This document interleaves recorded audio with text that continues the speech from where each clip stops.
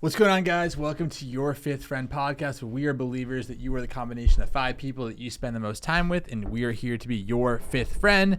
Today, we have an interesting topic that we're going to be talking about where we ended off last week, where we were talking about a gift that I got around Father's Day, which was like a cool custom gift. And today, what I want to talk about is I think there's a massive opportunity for brands to emerge and start based off of like dates in particular. So what I mean by that is like there are specific times and dates where just propensity to buy just skyrockets. So there's things like that we've all seen before, like Halloween, which everyone knows about, where like everyone and their mother is just dropping hundreds of dollars on Halloween gifts for sport to never wear them ever again. Or, you know, when a baby is born, or different things, or Valentine's Day where everyone's going broke buying Cartier bracelets for their girl. And guilty. I think there's a massive opportunity that I've seen of brands just being built off of like these days, and even like portfolios of brands. Like you can literally go and operate 4 brands off 4 different holidays. And I think that it's like a huge, huge opportunity. Have you guys seen that before?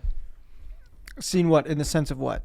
You guys know what I'm talking about here when it comes to like the brands that are like launching off of like events like that. The LaFleurs of the world. Yes, that's exactly. a notable one. Yeah, of course. So like the Dose of Roses, fuck those guys, of the world, and things like that, where it comes down to like Valentine's Day, people are buying like crazy, conversion rate is out the ass, people just want to purchase, you know what I mean? And just being able to launch for that specific time frame, you can capitalize super, super hard. And since again, conversion rates are going to be as high as they are and you're paying typical ad costs, it's a massive opportunity to grow. You know what I love about them more than anything? Final sale on all goods. Yeah. Because it's like, imagine a Halloween company where everybody buys costumes and then November 1st they go in the door and return it. It would kill them. But most of these companies always have like a final sale. This is for a special event, or it's embellished, or it's custom, whatever the case may be. So you know when you make that sale, you can't take it back. And in a customer experience level, that could sound like a bad thing. But if you actually do it right and you provide a great experience there, well, 365 days from now, you pretty much have your next reorder ready to rock and roll as well, which is really, really good too. So it's like, it's not just a hack. It's actually like a business that could really, really run. I think one of the things to think about when it comes to these seasonal businesses is being able to actually manage your inventory. So like for a fireworks company or a Halloween store, imagine how much inventory you need on hand to run that business, and being able to make sure that you're accurately, having enough inventory, not having too much inventory or not enough inventory. That can have a great reflect whether you're going to be profitable during that season or not. So I'm curious, like, what do you guys think are some of those challenges for these seasonal businesses to make sure that they can really hit a slam dunk, in these seasonal opportunities for them? I think it's a blessing and a curse in 2 respects. One of them is you have all year to prepare for probably 30, 45 days of traffic. So you have a lot of time on your hands to be very selective and analytical with what it is that you want to purchase. The second side of that is that even if you over purchase, to what you just talked about a second ago, if you know this is going to sell, it's the same product year over year over year, who gives a fuck if you have a little bit left over? Now, I'm not talking about if you have a product that flops, like you're in the red, you shit the bed. Yeah. Sure. But if it's something that you know sells year over year, you have a little bit extra. But now what does that do for you? The next year when you go to purchase, you have it in hand, you're ready to go, so long as it doesn't expire. Where it gets a little bit finicky for me is if you're trying new styles, you're being ambitious, you're trying to add a new leg to it, you don't really have a test environment to prove a concept. You're legitimately just shooting at the hip.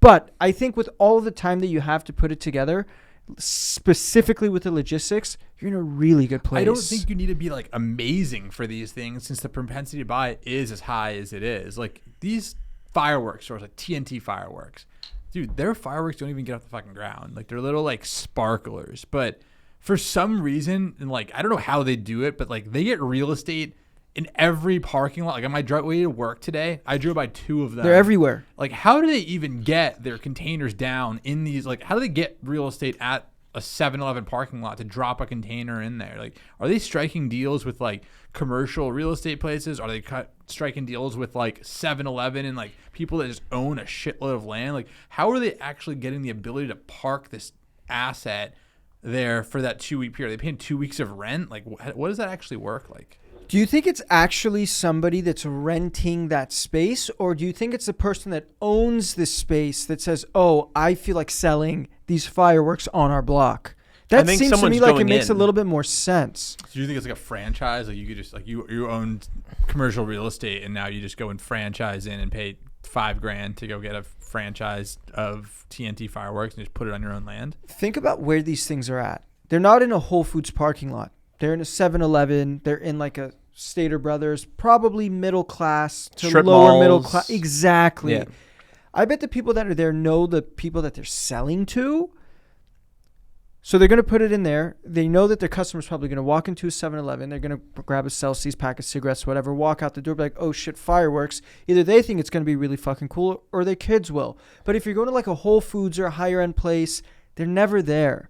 I think that it has to do with the type of store and the people that own it rather than somebody coming in and saying, hey, let me rent this out. But I You could don't be think full of shit. I don't think, know. like, I think TNT Corporate is like a company. I'm assuming you can do more research on this, and they're just striking deals with like people that either one own a ton of land, commercial land, or 7-Eleven corporate, Stater Bros corporate. And like, yo, this is all of your plots of land. I want this one, this one, this one, this one, this one. I want 50 square feet of your land, and I will pay you, equivalent to whatever your month's rent is at 7-Eleven for me to just have this land for this 2-week period, knowing that I can be omnipresent everywhere and just make my money back times 20 on these overpriced, piece of gunpowder. I bought some last year. It was a little box, maybe like 8 by 8. Guess how much I paid for that one box? Too much. Just throw out a number. $80. You said 80, you said 40. I paid $140 for that fucking box. Now, was that the only thing that I purchased? No. No.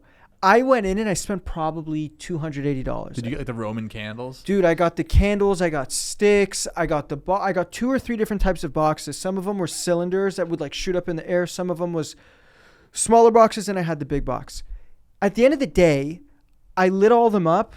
The one that was like $10, $15 kicked ass. The one that was a $140 box kicked rocks. It fucking blew. But the excitement that I had when I bought them, I legit ran into my car, opened up my trunk. Girlfriend was in the car. I was like, I got them! And it's like you get this thrill knowing that you get to act like a kid again. And they absolutely upsold me. And you know what I'm going to do this year? Buy them again. Go right back and do the same bullshit, hoping that the $140 box was a dupe. Let me ask a question here, though. If there was another player in the fireworks space that came in that wanted to innovate on the firework offering, do you think like that would intrigue people to want to try something else or to have something that is more unique? What would the innovation be? What would you do? I mean, I wouldn't get into this business right now because these guys run the show. Let's say in a perfect world, you just want to innovate, just shooting the shit. Not that you're going to invest your life's worth into this, but what would you do to make it different? Bigger. Yeah. I mean, I think I just want more. I want them to last longer. Maybe based on what you get, they shoot more during a certain amount of time. I just think they're we already know what to expect with these fireworks. You only get a couple of variations of the fireworks. Like, I feel like there should be a way where you can innovate here. There has to be an opportunity. Is there a way there, like with technology getting better, like in the near future, could you actually have the fireworks be customized? This is a land grab for like who can get the most exposure. You just because think you're this is a not real estate buying this game. every month. You are buying this every 365 days. And trust me, you think those fireworks were cool. When you shot them off, you were probably pretty unimpressed. And Very. now it's like you kind of forgot exactly what happened. It's like, fuck, I'm going to light off some more fireworks because it's the 4th of July. And you're just going to buy whatever the fuck they have. You don't know what you bought last time. But I'm You're not just even gonna looking buy at it from a consumer level. From a consumer level, my propensity to buy is going to be high because that's the only thing to get. There's nothing better than lighting something up when you're drunk on 4th Yeah. of July or sober like I am, but it doesn't matter. It's like it's just fun to do in the spirit of the day. But I'm asking the question here from an innovation standpoint. When was the last time fireworks were innovated? Right? Like, I feel like when you see a space that hasn't been innovated for, I don't know how long. It's been probably at least a couple decades. Like, what opportunities exist that people haven't come up with? Right now, I know from, listen to other podcasts, these TNT fireworks, they're probably buying all of it from one little place in China. There's like these groups of manufacturers. They make 95% of the fireworks in one area of the world. My thoughts are, if someone wanted to come to the space, they have to offer something differently. They can't offer necessarily the same exact thing because TNT really has the monopoly. But there. why? What are you solving for? Knowing the fact that Saman is he's just happy to shoot off fireworks over here. He doesn't even remember if it was good, bad, or ugly. He doesn't know the difference between the two. He's not test flying these. You have one night to shoot these off. Whether they're good, bad, or ugly, you made that purchase happen. And if he can get that nostalgia back and they're the only option, that creates the win. I feel like it always comes back to, what are you actually solving for? And there isn't. Maybe the reason why there isn't innovation there is because there hasn't been an actual need to go ahead and do so. So the question is it a real estate game like you're mentioning, Ashkan, or could it be an actual product game like you're mentioning? This is purely a real estate game. It's certainly right now, it's absolutely a real estate game. But the opportunity is you're not going to compete and do the same exact thing. If you wanted to come into that space specifically, I feel like you should try to do something differently. You should try to innovate. And I think as a result of doing things bigger, doing things more flashy, someone else can come in and disrupt that space. Because I could imagine that fireworks space is they're probably running that business as if it's an outdated business model, right? And they've been doing it for years and years, and they've had success because they have the scale, as Ashton's mentioning. But I still think if someone that was really, really smart, that understood logistics, but also understood how to create product came in, they could disrupt that space. I think it's not that. I think this is like a PE thing. I think that this company is fucking huge, and I think that the only way you could potentially innovate is through direct to consumer marketing. But I could imagine that you can't actually. The reason why they're putting containers down in every plaza across America, one is because people want to buy that day as much as they do. But two, I could imagine that you can't ship fireworks realistically direct to consumer. I'm just making a guess at that right then Probably and there, not. And that would be the potential only opportunity I see for it. To go in a D2C model of it and go and sell directly to the consumer. But I think we're getting a little off topic here. That's just TNT Fireworks. There's a million of these other businesses that you can go ahead and adopt. There's Spirit of Halloween, for instance, which is the Halloween franchise. It's a Costco of costumes. It's literally just costumes out the door. And for that, you can go the D2C model. These guys own the retail. They pretty much literally pay for retail space for 1 month, which is their cost of advertising right then and there, and then from there they are selling what an average company will sell in 3 years in 1 month. And like you said before, the person will come back the next year, which I think is excellent. And I think on top of that, if they like it and there's no returns of the costume you had, it's just an absolute win. And there's so many of those opportunities that are existent. And then you could even just create the D2C version of it. What is a D2C? I don't know if you can ship TNT fireworks out online, but you sure as hell can just create a drop ship store, or at least have the inventory on hand, but just a store of every single costume that you can get, and just have fast 1-day shipping options. Because I remember in college, we'd always go to the Halloween store. I would always be last minute and go the day before or something like that. It was empty. And it was empty, and it was all just a bunch of bullshit left over. Well, if you have inventory on hand domestically, well, you can provide 1-day, 2-day shipping, and people can buy an extensive amount of inventory. I think it creates a massive opportunity, again, where propensity to buy is high. People aren't going and shopping around. You're not going to have to see 20 retargeting ads to buy this costume. Correct. You have a need, and you will purchase. The conversion rates, instead of being 2%, could be 10% during the time. The cost per click, or the click-through rate on an ad, instead of being 1%, 1.5%. 3% on the high end, could be 6%, just due to the fact that propensity to buy is so high. During COVID, we all sold masks direct to consumer. During that time, our click-through rates on our ads were 3.5%, 4%. Our conversion rates on site were super high. We were able to scale our ad spend super, super high because everyone had a blitz to purchase this product. And there are so many occasions just like this where people are uneducated on what the option is, and there's an opportunity to disrupt that and have a quick 1 month, just absolute sprint of a business. I think we're talking about two things that are going to dominate retail and dominate brick and mortar. Personally, I'm thinking that Halloween is more so catered towards kids. A mom's not going to buy something for her kid when she doesn't know what size it is and the kid wants it. The experience is going to the store, trying it on, figuring out what you like and running it through. I don't think Halloween is the best example for DTC, and I don't think that TNT is the best example for DTC. But You have the LaFleurs of the world. You have what you got for Father's Day, which is that beautiful booklet. And you had a really good idea, which I don't know if you want to share it or not, about the such and such for one of the holidays. Let's look at things that won't just spike up for a specific moment that somebody could buy in store. What are some things that you could see that are exclusive to purchasing DTC that would be a fucking ripper? There's a million ideas for it. Like one of the biggest one is like, all right, there's this, like there's Christmas and there's Santa and there's that opportunity right then and there where kids from the age of, 0 to 7 years old, I don't know how old, like are super, super into Santa and any piece of customization. People love custom. That's another thing. Mm-hmm. People love custom and they'll pay so much more for custom. Well, what if there's companies out there, I forgot the name of them, that go and they have they just get all the mall Santas together and you can go and opt in and get a video for Saman or for your kid or whoever it happens to be of a video from Santa. Like a cameo type vibe. Like a cameo for like washed up mall Santas. You know what I mean? And every mom is going to want, like mom's propensity to buy that during Christmas. Fuck. The CPM is the same as if you're buying, I don't know, whatever, any other D2C product, a bra or anything like that. They're still paying the same ad cost right then and there. But this mom is looking to they have no idea what the fuck they should buy their kid at this point right now. So the propensity to buy is so high. Right. The conversion rate is so high. It's custom, so you can charge a premium. And with this, you don't hold inventory. You just have a bunch of Santas and you say, hey, Santa 1, I'll pay you. Like you just sit. I'm going to send you over a camera, a green screen, all this shit, lighting equipment, set it up exactly like this.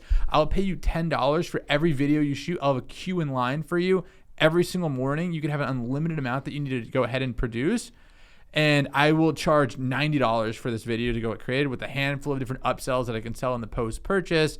Clause Cameo. That's what it is. The clause of Cameo. And then from there, you can even figure out like a subscription or an upsell. Like it doesn't have to be a one-time purchase. You can get an update from Santa 6 months in, Santa in the summer. You know what I mean? And now you just increase the AOV of that client. You can have you can sell to grandmas doing this. Like grandmas will do that all day long. You can sell, I just thought about this. Maybe this sucks. But like 3 months before Christmas, you send a nice piece of paper that says what you want for your list, why you've been naughty, why you think you've been nice, and then you mail it back to that same company. Now the kid knows what they want. They have some type of feeling and essence of what it is that they want to get, and you could charge them $30 for that piece of fucking paper. And guess what? Next year, next Christmas, Johnny's gonna want another video of the naughty list of what they want, and the Santa can say, "Hey, I saw that you wanted this bike for Christmas, and whatever the new item is, and you are purchasing again. I send you one text message, one email, and I will go ahead and win back that customer again every single time." And that's video 1 for Sarah and video 2 for Ryan, the 2 kids there. It's not one per family. I bet the cart value is at least 2 videos every time, if you can make it good enough, where a family will get 2 videos at least, or a grandma will buy like freaking 9 videos for all of their grandchildren.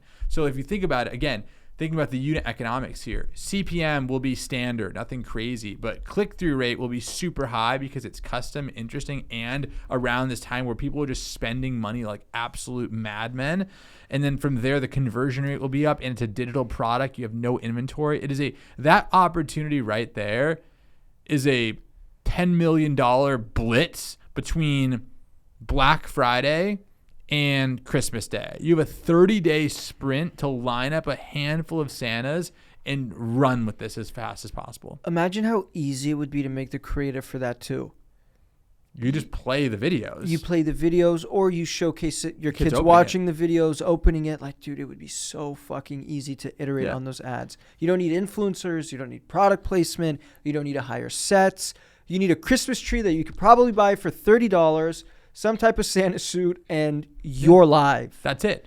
And if you want to be like if you are listening to this and you are a Santa, you can do this yourself and just dominate the Santa video market. Your cogs would be nothing other than your time. So think about it, all you Santas out there. So these are about times. We talked about fireworks is about time of the year. We talked about Halloween, time of the year. We talked about this is about Christmas.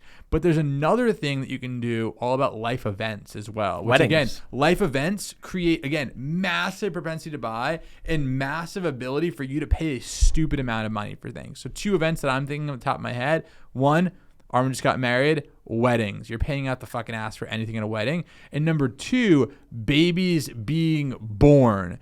You have a bunch of confused. I literally get home and I have at least 2 Amazon packages every single day of just shit, of just stuff. And it's cool. And you probably, when you just had your child before, as you were getting ready, there was an assortment of things that you needed to buy for this baby. It would be nice to really have a curated place where you can have, hey, these are all the things that I need to buy for all my, for them as they're kind of getting ready to be born. And these are the things that I should buy after they're born. And there would be a nice way for you to maybe just have, a recommended list and just have different products that are associated with that.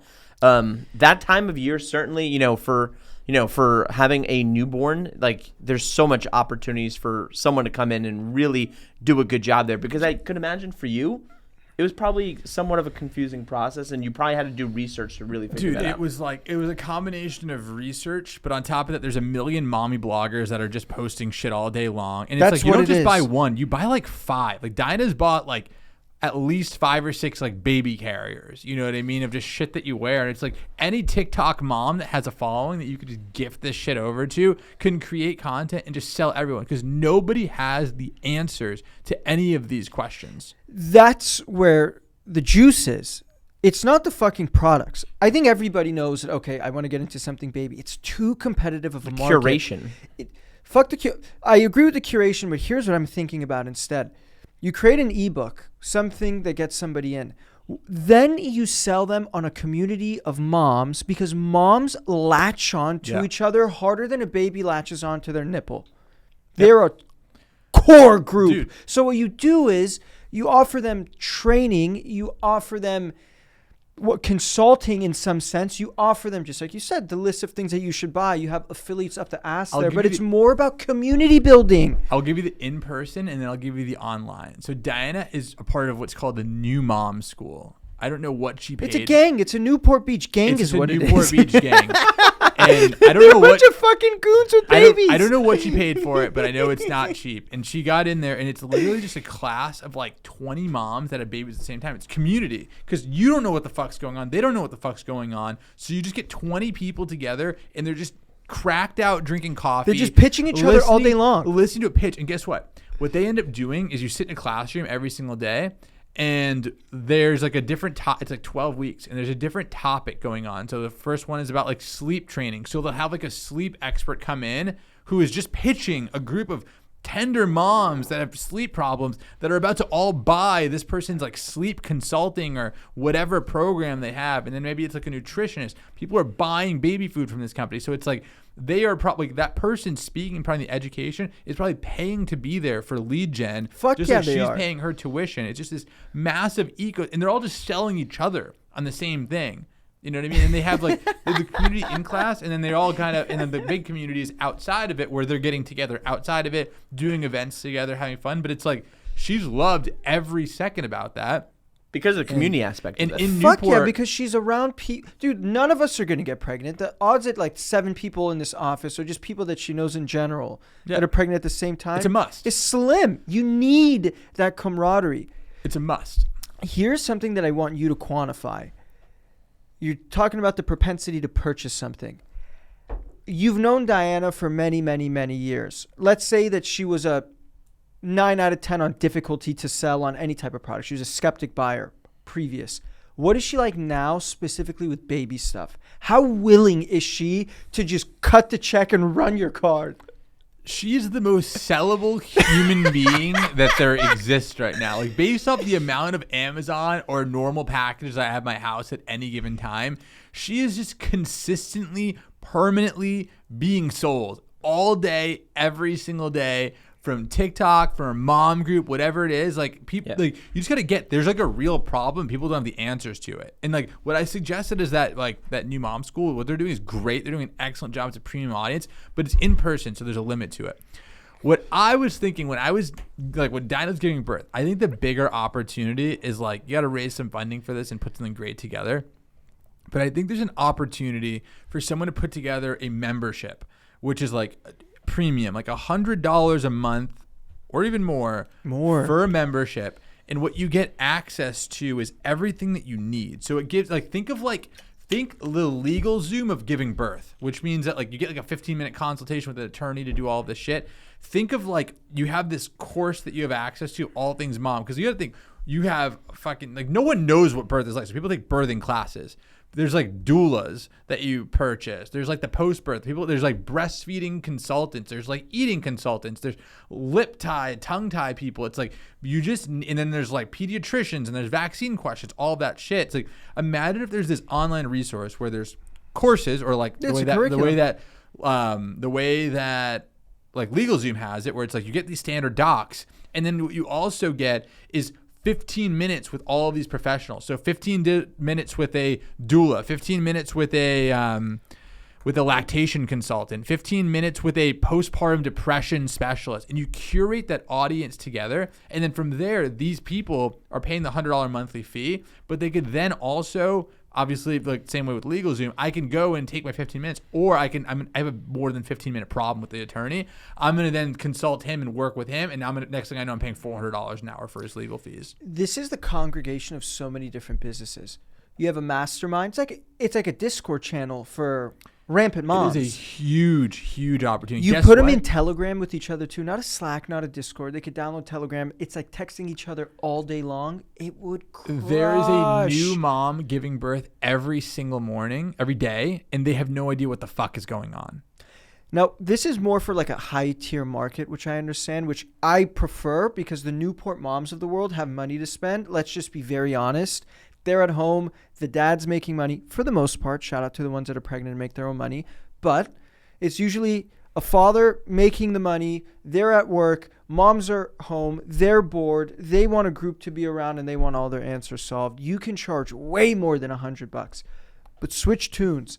What do you do for like middle America, lower middle class? What's the move? I think the $100 a month is for everybody. That's why I'm saying not the in-person side of things. Like the Newport mom thing, like the mom classes that she's in, whatever, the in-person stuff. Yeah, she pays way more than that to go into that curriculum there. But this digital thing, you want high value, but also low price point. And you want to capture as large of a percentage of this new mom audience as possible to opt into the subscription. And you want to be able to take someone in from before birth where they have no idea what the fuck is going on and they want advice on building a birthing plan and all of this shit, all the way until a baby is maybe, I don't even know. It could be until they're years old if you really build this properly. Because there's different phases. A newborn's going to act different than a toddler, different than when they're 2. They might be teething, different when they're 3. They might have and now you can make the revenue. You can make the revenue off of the monthly subscription. You can make the revenue off of affiliates. You can make the revenue of affiliates of the providers, and that's where the money's probably really at. If someone's paying $100 an hour for a postpartum depression person, like you could be pulling 50% of that potentially. You know what I mean? And now you are making your LTV of this person is super, super high. And guess what? If you offer a free month of this on the front end of things, it's game over. There are so many people that people have no idea what the fuck is going on. They have so many questions. Like you have no idea just like how confused, like if you can't feed a baby and you're trying to give them your titty and they're not taking it, it's like you need to talk to someone and figure this shit out. And if you don't have access to it based off your geographical location, or if you have an offer to go and get 15 minutes free, you're going to do that all day, opt into the community, take advantage of all the other benefits. And your LTV, if you can build this to be long enough to go into like kids' birth, you can take this to like they're 3 years old perhaps. And now your LTV of this one customer can be $5,000 or something like that. And this is a D2C play. You just got to set it up, the infrastructure it nicely. It's not a small business, but it's not a complicated business. But this could be $1 billion like organization if done correctly. Yeah, I agree with your sentiment 100%. What would make a guy go crazy to join something like this that has more value than like an options trading Discord? But like, what do you think that is? So you're talking about in this type of business model where you create an ecosystem and a community. Right. What can a guy like you or me, what would we want to subscribe to and actually? What are life events? And I'm not talking like masterminds either. Like we're so balls deep in the business world that like I want to take that out of it. Let's say I'm again Joe from Georgia. I love that guy. He's our fictitious hero. What the fuck is he gonna join, and how are we gonna go balls deep in that? I don't know, dude. I don't think I think women buy more. I think women buy more. I think moms buy. Sorry, like their mothers will buy for them. I think for guys, like one thing that we're just extorting pregnant women. Dude, the propensity to buy of a pregnant woman is going to be 50 times higher than your peak propensity that you'll ever have. Let me share agree. A thought here. Like I think, in my opinion, like one thing a lot of people seek out is they seek experiences. They want to be able to travel. They want to be able to do different things with their life and actually live a good life. I think not enough people really take the time to understand that there is so much to see in this world, right? You can watch different YouTube videos, but how do I actually get the best experience when I am traveling, right? And I think there's like, being being build able your to itinerary vibe. You can build an itinerary. Like you can talk about like these are the best places to travel. These are the best restaurants to go to. These are the best places that you should stay at. Like I think there's an opportunity there for more curation and also more community, because now people like when you're younger, you may not want to travel by yourself. You might want to travel with a group of people. I think what the problem is with that is the pain is not high enough. I think you need to be solving like an absolute, like the pain needs to be, the need needs to be there. That's a want, in my opinion. When you have problems with a baby, it's a fucking need. When it's everything we talked about, when it's 4th of July and you need fireworks, it's a need. When it's Halloween day and you need a Halloween costume, it's a need. When it's a flower business, when it's like Valentine's Day and you don't have a gift, it is a need. So but what if you're already in the country? Needs. So what if you're already in the country and you don't have anything planned? I feel like I would just ask locals. Yeah, I think that. But so I get the merit of what you're saying. What I'm trying to wrap my head around is how you would actually put that together. Like, how would you know if somebody's ready to travel to X place? So imagine if you had the ability where you were able to have like some type of beacon where you can actually see when someone's in a country. They're traveling from one country to another. Once they land in that airport, they get some type of push notification for them to download the Italy app, right? And in Italy, these are like, it's a curated app that when you're in that specific geolocation, you get a prompt to go on this app and to, kind of see what's happening in the area. These are the best recommendations of restaurants. I think that's cool if it's free and it's like a free guide, just like this is actually fascinating. When you think about a huge fight, like let's say Mayweather-McGregor, when you go to Vegas, the MGM is hosting, but all of the other the parties, the clubs, the restaurants, the gambling, what are they called? The limos, the strip clubs, all of it together are connected in a sense and profit share in a capacity. Yes. You could do something like that with airplane carriers, not the carrier that like the Deltas of the world, right? You go in, you log on to their Wi-Fi, you could plan something if you know where you're going on your itinerary. You could do something as soon as they land. You could do something in between. Like if you can make the deals and do a profit share with the people at the airport and the Wi-Fi and distribute that way, you'd be way better off. Yeah, that's what I'm referring to. I'm not just saying like you're going to know when people are traveling. You need to have a place where you can identify those people in the moment where their propensity to buy is high. I agree with you that you want to find people that, they just got to Rome and they don't know what they want to do. They don't know the best places to go to. Having a free app that they can go to, having those recommendations, making money off the affiliates, having different tour guide offers, things like that. You can build an ecosystem around that.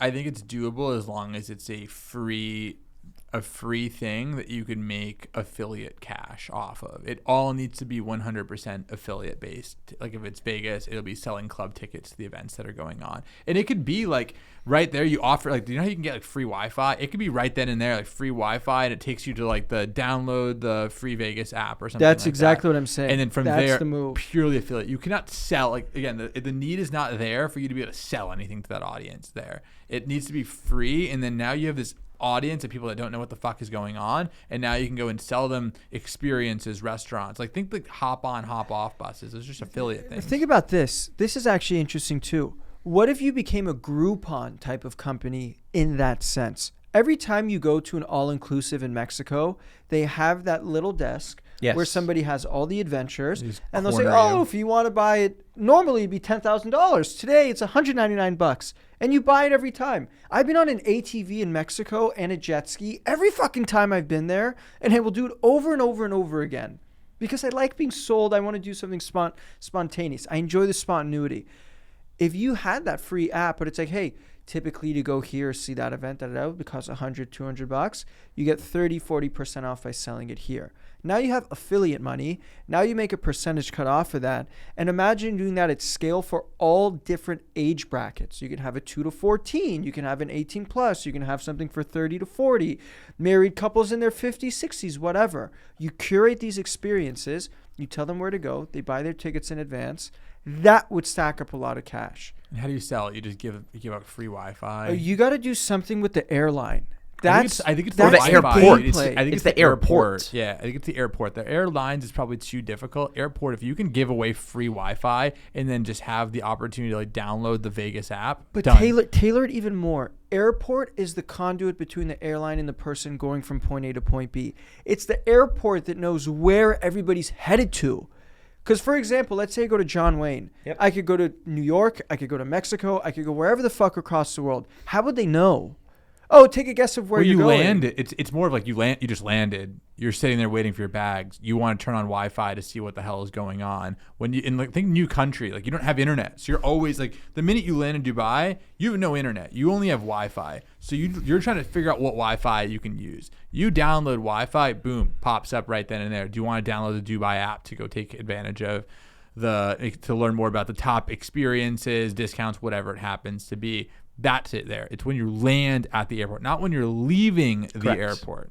Because I think it's just easier to play games with the airport than the airlines. Who owns the airport? Does anyone know? Don't the airlines own the airports or have a big chunk of money that they spend with them? I don't know. I have no idea. I think planes pay. I'm assuming planes pay to like run routes into specific airports. They're leasing it in a sense. But the airport, is it a private thing or is it a government thing? I think it's owned by the government. Yeah, Kim, when you guys check this out with your laptop? I just looked up LAX. It says, for who owns LAX, Los Angeles World Airports is the City of Los Angeles department that owns and operates Los Angeles International, LAX. So that's one use case. I bet there are private airports as well as public airports. So there's probably a distinction between the two. How do you hack just giving people free Wi-Fi inside of LAX, though? Like, how do you do that? Because if you can just go and like give Wi-Fi, then you control. Like, do you know when you go into a random place, it's like connect to this Wi-Fi. You know what I mean? It's like half of them work, half of them don't work. No, 90% of them don't work. 10% of them work. How do you do that though? Because if you can do that, then you own that. You are getting traffic all day. Whatever your page is, if you can actually successfully give out the Wi-Fi, you're getting a shitload of traffic. You got to talk to Los Angeles World Airports. It's very simple. You could bootstrap it. You create a company like Starlink. You put everything up yourself. You put your satellites above every single one of these fucking airports. And it's yours. You go in, you fucking hack in there, and you plug in your own router in the corner without anyone knowing. And next thing you know, you have your Wi-Fi. So you need a big mic to infiltrate all airports. You need an inside worm to plug in your own Wi-Fi router in there, and from there you have access. What about Hotspot, man? You just have people that buy tickets every single day that look like normal Lucky Go people that are about to get on flights, but they're just dishing out Hotspot for you. That's actually not a bad play if you don't get caught. How the fuck would anybody know? Small price to pay. I think there is a way to be able to like provide Wi-Fi wherever the fuck you want to provide it. I think there is probably a way. Someone go solve this problem for us because we can't get connected to the internet whenever we travel internationally. It sucks 90% of the time. Someone go out and solve this problem.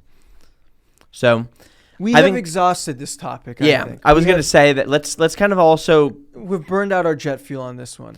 Cool. Ashton, you had one more thing that you wanted to kind of go deeper on when it comes to like the opportunities for e-commerce brands to focus on custom. Yeah. Like how can we go deeper from what we talked about, transition there? What are the opportunities that exist? What are people not doing? What are things that you've experienced that have been really nice? Again, it just comes back to propensity to buy. I'm more likely to buy something that's custom built out for me.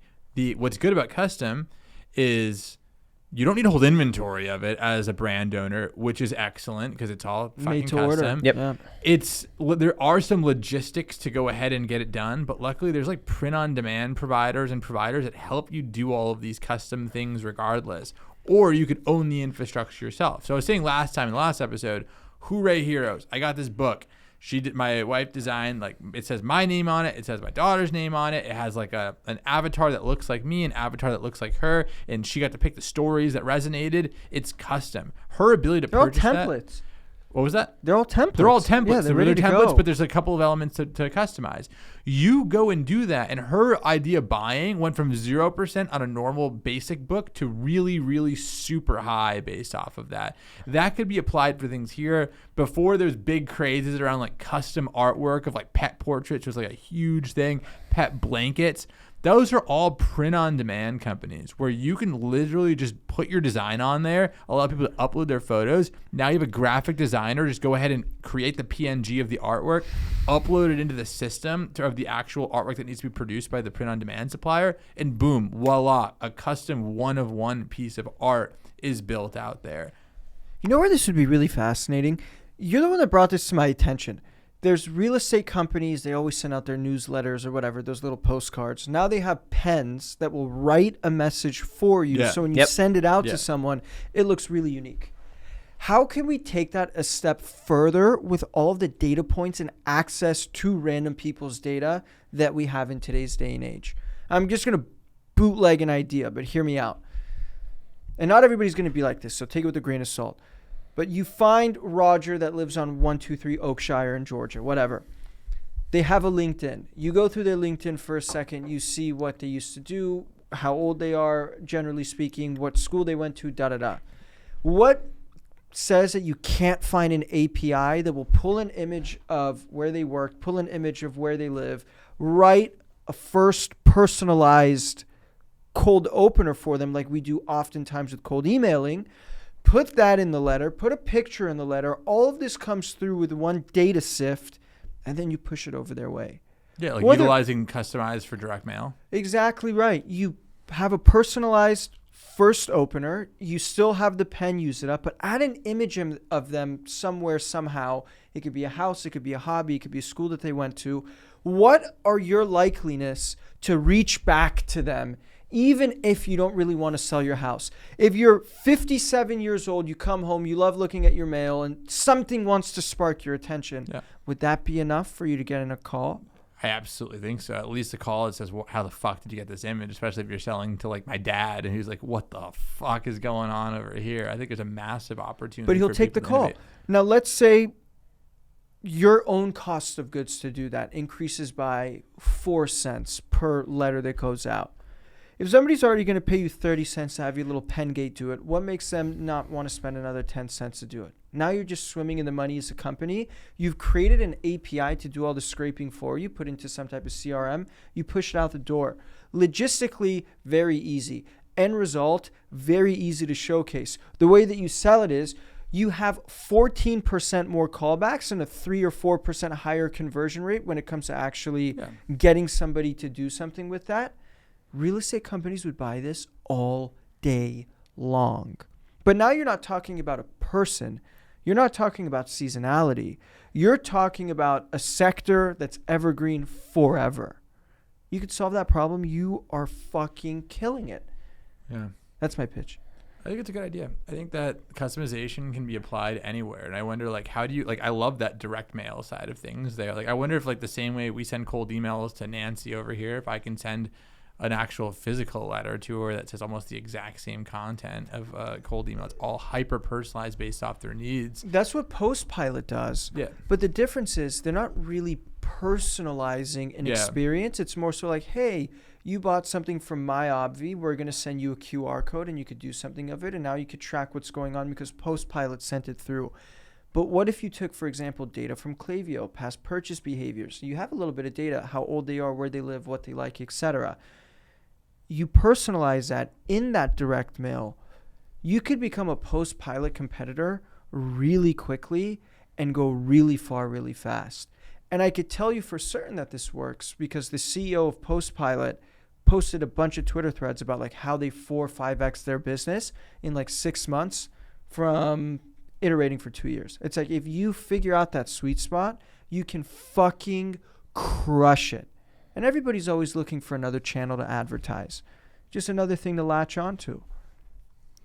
What are some of the other custom opportunities that you guys feel still exist? We talked about an example here with, the sales process and being able to go with a more, sending a direct mail over. What are some other custom, solutions that you feel can be, better leveraged? Like, do you think there's an opportunity to go more of custom through digital products and doing something that people are actually going to want to see through digital? Like, with the rise of AI, being able to have AI videos have a very curated message and using, creating a solution around that for sales or for, different types of use cases. I'm curious, what are the other custom opportunities that people haven't taken advantage of? And is there a category that should be existing? I think of Suit Supply in the same breath of Cuts. I would like to see a Suit Supply in the same breath of True Classic. Like a middle America, everybody can afford a suit, buy a custom suit, do it all online, give very basic measures, and push it out the door. Every time I go into Suit Supply, I spend $1,000 or more.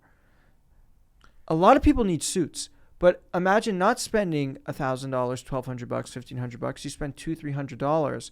The experience is the same, but how often will somebody come back for that? I think there's an opportunity for it. I think what does the cost of a suit really come down to? To labor more than anything, right? It's the labor of the actual cut and sew of the garment. Like, what if you remember there's companies that like manufacture like medical scrubs in China, like you get an order D2C for your exact sizing, and they're literally creating like a one-of-one sample in China and just overnighting that over here. Yeah. And the labor cost for it is nothing. Because like realistically, what is the fabric of a Suit Supply suit really gonna run? It's like maybe 2 yards of fabric probably. I think all in, even with that bougie fabric, maybe at that level, $30. Cool. So $30 as far as like the costs go. The rest of it is all, or like the cost of the raw materials goes. The rest of it is purely labor. So it's $970 worth of value in labor is really what it comes down to. Well, like if you just go to places where they actually produced physical goods, whether it's China, Vietnam, et cetera, when they produce garments, and you just access the same fabric there, and you just pay to overnight this thing, you can get this suit manufactured you do the measurements in person, you do the exact same process, it gets done and overnighted or 2-day or whatever it's going to do, and you get it done for, why do the measurements need to be done in person? That's what I was going to say. I like that because it's an experience. You can have retailers do that, but I'm talking specifically D2C. You can have somebody measure their arm, this and that, showcase a video. Interesting. If you try to buy furniture on Amazon, it'll place that furniture in a room after it scans it. Are there scans of human bodies that are good enough to do this for you to have a suit made for you? There's companies that have tried this before. I can look up what they were called, but there's a company that I was almost going to work with Audit. Their name is Scene Studio. Essentially, they'll make T-shirts for you that are fully done and made for you. I'm not going to talk about how their back end works, but I could talk from a sense of apparel. What you do is you have this scan go through. Mm-hmm. You have a pattern that comes out. You put the pattern over your fabric. You essentially, what is it called? You put it into a machine. The machine aggregates that data, and it cuts out exactly the way that the pattern should come out, and then you have somebody sew it. The sewing every single time for a T-shirt is the exact same. It goes from scan to pattern that's printed to getting everything ready, calibrated. That's the word I was looking for. Calibrated on the machine, and it cuts it out for you. It's all machine labor. The end of it all is just cutting and sewing. It's the scan that needs to be accurate to an absolute like millimeter, because that's really what the customization comes down to. That's why you require the measurements to happen there. It's because you can get down to the centimeter of how large someone's MC is. No one knows what their lengths are. So that scan technology is the piece that's missing there, and then it's very doable. I would say don't do it proprietary in-house. I'm sure there's an API that you could link into or some type of app that you could plug in to Shopify, whatever the fuck, that already has hundreds of thousands, if not millions of iterations of these samples to get you really close to what's statistically significant to make sure that this sizing works. But you do that, you plug it in. I would pay a premium for that software if you ask me. But now all of the machinery in China is already hooked up to it. To your point, you have the fabric, the machinery's there, pay for the USPS priority of whatever the fuck it is in China to come over here, and you're done. Yeah. You could probably get all of that balls deep in for $60, $70, and you could sell a suit instead of for $1,000, $1,200 for $300, $200. But now, when you go to buy, you have BOGOs, you upsell them on dress shirts, you upsell them on weird stuff like cufflinks and the little things that you put in your collar. It's easier to increase that cart value. It's nuts. You can just do it way slicker. Have you seen like, this is like a complex version of it. Have you seen like people do like the redneck version of this where it's like. What is it?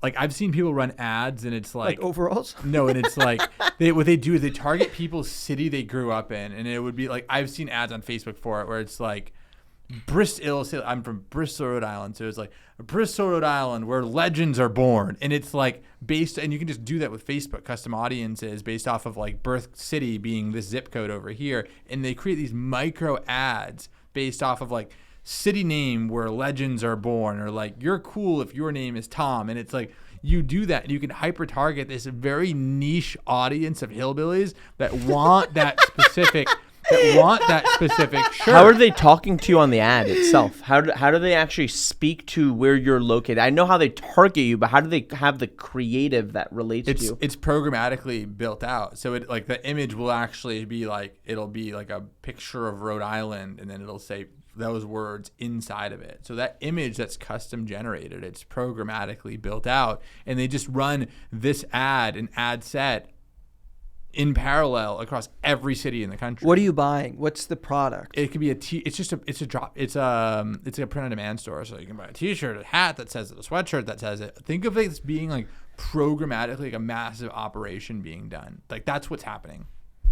I love that idea.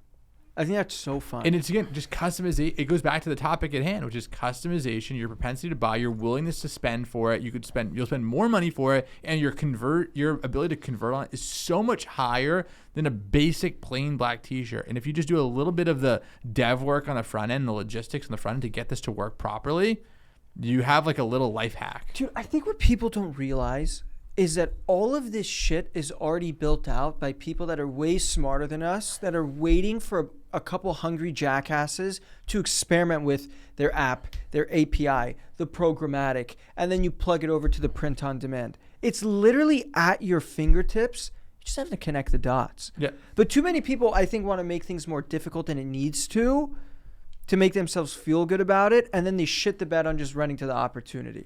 The way I look at all business is there. like, until you get your first win, you should just try to find something that's going to win. And like just with ghetto rig all of it. Yes. The highest likeliness of win rate. It shouldn't necessarily be the most fun thing, the most passionate thing you're about. What is the one thing that you can do that you have the highest likelihood of succeeding at, which is a lot of the ideas we just went over today, and do that. And once you hit your success metric there, then go and do whatever the fuck you want to do, because you just made it by doing something that is the most likely to win. And I think if people went in that way, it would be more ability to learn and be more successful when walking into their first entrepreneurial endeavor. So as we wrap up here, we talked about a lot of different use cases. We talked about a lot of different ways people can go in and implement these ideas. What are the intangibles that will allow people that are listening to this that want to find their next opportunity? What are the intangibles that are going to give them that highest likelihood of success? Can you break that down to me like I'm 5? I didn't understand. So we talked about, the fireworks and, the Halloween. We talked about these different custom brands that you can create. We gave out a lot of different use cases. In order to try one of these things and to make sure that you as an operator can be successful in implementing one of these things to be a 7, 8, 9-figure business, what are the intangibles that person has to have as an operator to increase their likelihood of success? One, just do it. Like someone that can just take action. Like the game plan's right there. It's built out. The idea's there. Take one of the ideas. Go buy inventory off of Alibaba of a bunch of Halloween shit if you have access to capital. If not, take the digital approach. Find a fucking Santa in the mall. See if they want to work extra hours after hours. Cool. You have your cost of you have your fulfillment built out from this one Santa, and you can scale up as necessary from there. It's literally just about and learn to run ads. It's just like taking action. Where people are going to take L's is their ability to not actually do this very clear path to success that's directly in front of them. So getting their MVP out in the shortest amount of time once they've identified an idea. I agree with this, but I think you guys are still making it a little bit too fancy. You got to be a little bit of a finesser. Okay. That's all it is. And what I mean by that, it's like you just have to have enough balls and a little bit of goonery to be able to say, if I could add this and this and this and get a rig it together with some type of tape, right? And just put it all together and go, you'll be way better off than the guy that's trying to perfect everything and hire a designer and customize. Dude, it doesn't fucking matter. You know what's more addicting than a perfect product? Making money and getting that first cha-ching from Shopify or whatever your vendor is. You will give way less of a fuck about perfection once you start hearing those cha-ching, cha-ching, cha-chings come in. But you just need to be a little bit of a finesser. So take action and just make it work out. Use bubble gum. And I would also add, you want to make sure that whatever you are trying to do can be done repeatably. Right? It needs to be something where there is a system around completing that task or to customize that good. You should make sure before you get to launch, even if it's not the best designed website, even if it's not the most ideal product offering, there's at least a repeatable process to be able to get that product sold, be able to fulfill on that order. Being able to have the systems around it, making sure that you can do that at scale is very, very important to look at as well. I don't really fuck with and I'll leave it with this. I don't really fuck with what dropshippers do in general because the products that they're selling suck. But if you look at how they do what they do, it's really courageous. They go from ship product to ship product to ship product to ship product until they see something that works. And then when it does, they'll triple down on it. And hopefully they've made enough money so they can invest in actually creating their own e-commerce store. I've seen that story. It's a classic rags to riches in the e-commerce space happen over and over and over again. Yeah. What they're selling is not admirable. The way that they're doing it is incredibly admirable. You get in the reps, you iterate over and over again. You're probably going to suck. You're probably not going to find the right product on the first try. But when you do, one, it gives you hope. Two, you've had the experience behind you. You learn how to scale. Then you can create your own product and you can take it to the fucking finish line and however far you want to end up going. It just takes the person that's willing to take action, take some risks, and just move. You know what I mean? Even when shit's not perfect. You can't be a perfectionist for it. You just got to run and just fucking make a mess and, you know, eventually clean it up afterwards there. You just got to make sure you don't make such a big mess. You end up like the guy from... what was that island that they took everyone to from Fire Festival? Yep. You know what I mean? You just can't Fire Festival it, but you got to go and figure it. Open up that can of you got to figure it out, man. You just got to take action and make things happen. And I think as long as you start taking massive amount of action and running as fast as you can in one direction, you'll hit it eventually. The good news is today you got a blueprint from your fifth friends. You know exactly what the fuck you want to do. You have a ton of ideas. Putting it together, you need a Shopify account. You need $30 for Facebook ad spend. And if you can create a lander on WordPress or wherever the fuck, you're going to be in a great place. It is July. Oh, it is June. It's going to be July. You have 6 months to go rob your local, like to corner your local Santa Claus. Get him excited about this process over here. And find a bunch of mom Facebook groups of fresh moms that just have new kids and get them amped to get a custom video from Santa, which will cost you $0 to go ahead and produce until it's made. And you will make your first $100 online and hopefully get yourself excited enough to be able to build a business. Yeah, both of those ideas right there are easily, if well executed, multi-7-figure, probably 8-figure business opportunities. It's just a matter of if you're willing to put the work in and to actually be able to see it through. But guys, we gave you a lot of really good examples. Go ahead, take action. We are your fifth friend. We are the average of 5 people you spend the most time with. Spend more time with us. We'll see you on the next pod, guys. These outros get better and better. I love them. We're out.